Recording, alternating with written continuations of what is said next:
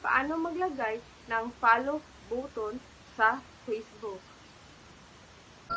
Okay, punta tayo sa menu natin sa settings. Hanapin natin.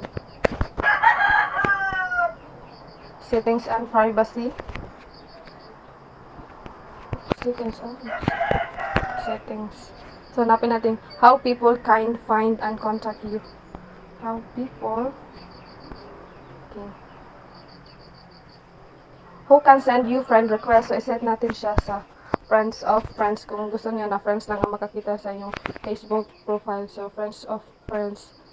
Then, hanapin natin ang followers. Followers and public content. Okay, dito. I-public so. Kung sa tapos na, pwede mo po tayong bumalik sa Facebook. Okay? I-check natin ang follow button.